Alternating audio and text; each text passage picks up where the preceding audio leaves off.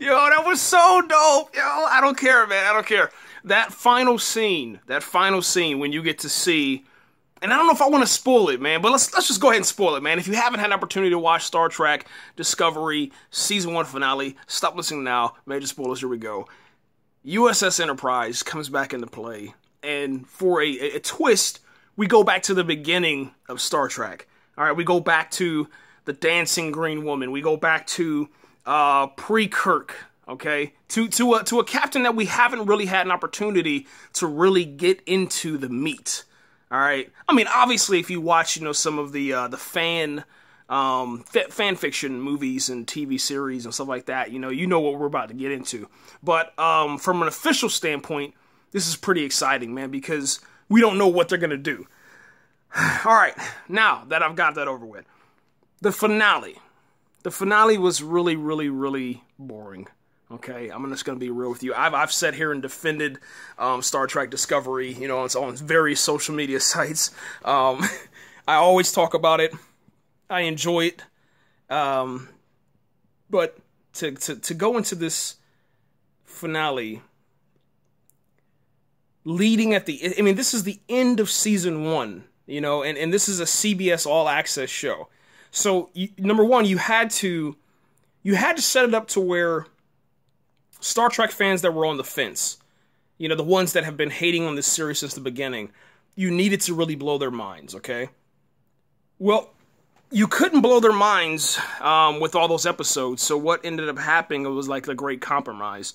And instead of, going out into a brand new frontier of space and discovery and exploration and getting really, really crazy with this Star Trek, IP, we decided to go back in time and kind of rehash some old things, man. If you watch tonight's finale, it was pretty much like you watched the pilot episode of Star Trek.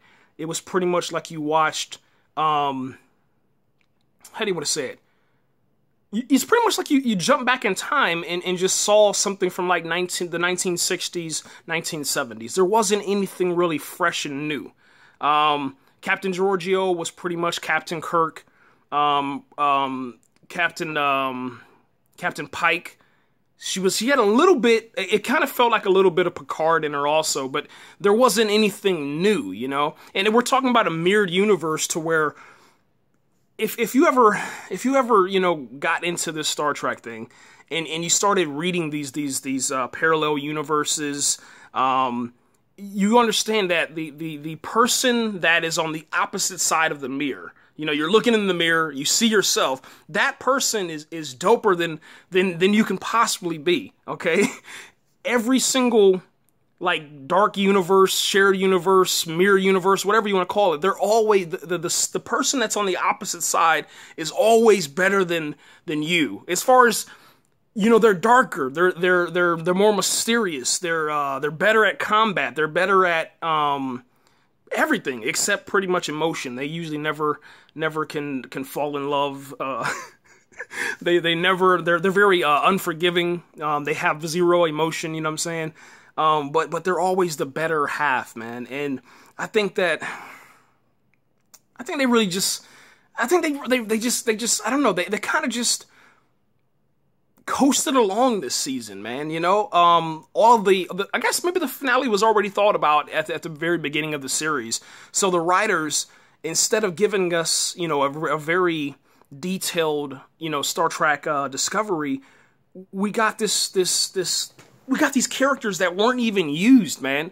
And the reason why they weren't used is because they knew at the finale that going into season 2, they're going to be used even more, or they'll be bigger. Their storyline will be bigger, or whatever. So it was kind of a letdown, man. There wasn't like this massive fight. There wasn't, I don't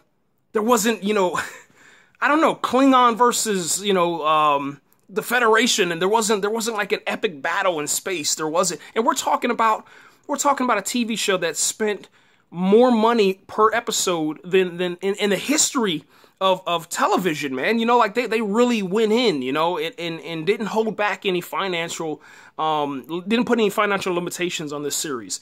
And for some reason, we didn't even get a battle in deep space. You know, we didn't even get a torpedo. You know, we didn't even get a red alert. Like, there wasn't any sort of, like, danger, man, at all. The only thing that we got, I guess you can say, is closure on a couple of characters and things that we wanted. You know, like Saru, we wanted him to be, you know, either an acting captain or promoted to captain at the end of the series, and that happened. We wanted to get Michael Burnham. We wanted to have, you know, her sentence expunged. We knew that was going to happen because you can't continue on, you know, to prison, you know what I'm saying? and she's, you know, from The Walking Dead, so obviously, you know, they're not going to kill her off and they're going to use her. And for some reason, they gave it to us, but it just wasn't satisfying, you know? Georgiou's clone, you know what I'm saying? Her mere person, her mere self is let go, and now she's wandering inside of our reality or their reality, whatever you want to call it, you know? I always say that they're inside of our reality, and then the mirror universe is the mirror universe wherever you find it at. You know, we're watching it from our I guess from our site to where we're looking out into the distance. You know, watching SpaceX launch all this stuff, and that's what's preparing us to go into, you know, the next generation. You know what I'm saying, and the final frontier, all this other stuff. You know, but I don't know. It was fun, you know what I'm saying? Whenever I saw it, I was like, dude, this is crazy. The first thing I thought, I said, okay, that's got to be either Captain Kirk or Captain Picard. But then I started thinking, I said, they're not going to do that because, you know, the only way that they can even possibly do that is either to recast, which they're not going to do.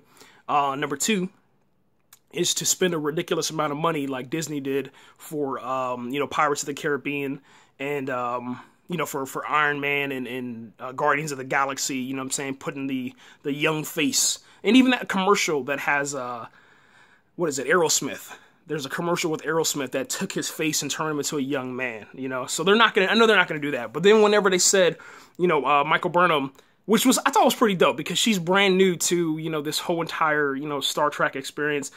All of a sudden, it's like, she's like, that's Captain Pike. And I was like, shut your mouth. I was like, shut up.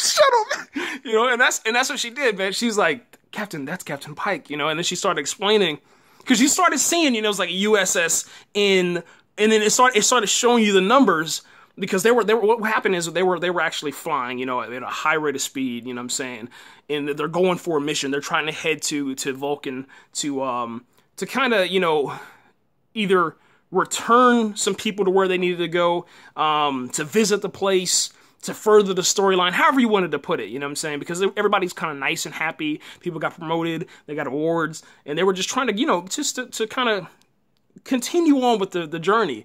And then all of a sudden they drop out, and they're like, you know, Captain, I can't, Captain, I can't identify this incoming signal. And then all of a sudden it shows on the screen that it's trying to decipher it, but they can't. So they drop out. And then all of a sudden, you know, you hear it, and then you're like, nah, man, that's crazy. And then all of a sudden you hear the theme, and you're like, no, that's crazy. And then all of a sudden, man, you see it come out, and you're like they did it, you know what I'm saying? And it was exciting, man. But overall, man, the rating for this season finale would have to be a C. I'd say a C plus, B minus. It wasn't something that you should rush to watch if you haven't watched the series yet. It's nothing that's going to, me personally, I think it's nothing that's going to get fans that weren't on board.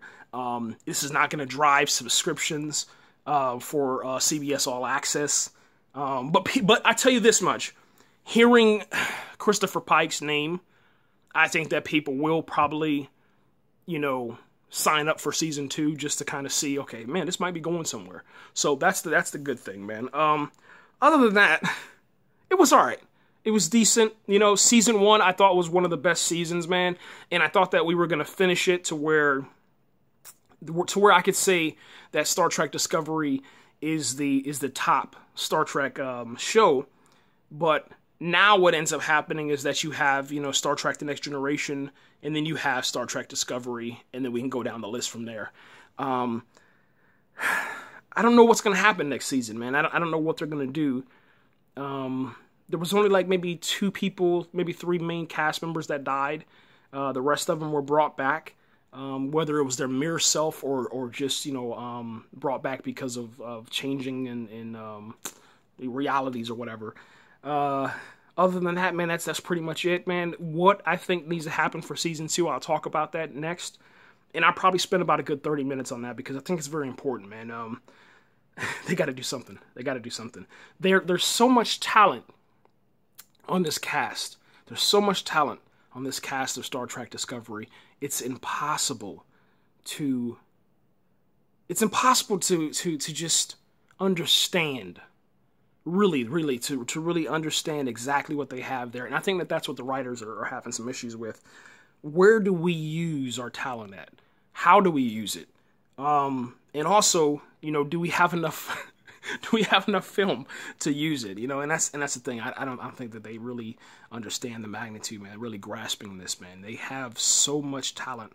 Don't waste it. Okay. Season 2, you need to have a brand new cast.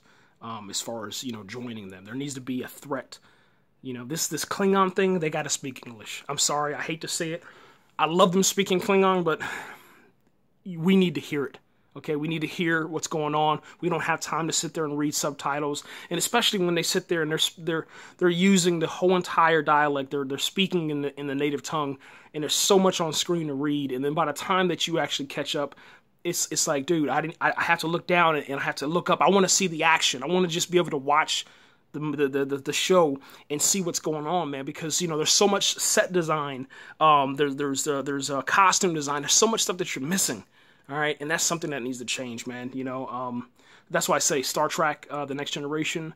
You know, it's in your native tongue wherever you go. All right, every now and then they'll throw out some Klingon, but it didn't need to be translated. You know, just if they want to speak their native tongue, let them speak it. But what's important is spoken inside of whatever language that you're picking it up on, you know what I'm saying? And for us, it's English, and we need to hear that, okay? Anyway, I'll talk about that later, man. We're out of here, guys. To the cast and crew of Discovery, listen, I'm not upset, okay? All right, if by the rare chance that you're actually watching this, I'm not upset. I'm very, very supportive of you guys. I think that you did a great job. I mean, you're number 2. You're number 2 in the entire galaxy, okay? So it's very important, man. Whatever you guys did, continue to do it. And just push your team, your writing team, your creative team, push them to the next level, man.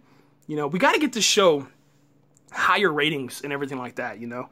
It's just too much talent to be just wasted, you know? Because eventually, something better is going to come along, and they're going to go. Whoever's not being used, they're out of here, okay? And they're going to go to Netflix. Period. Because Netflix is ruling right now. Anyway, that's it, man. We're out here, guys. That's it. Press that button.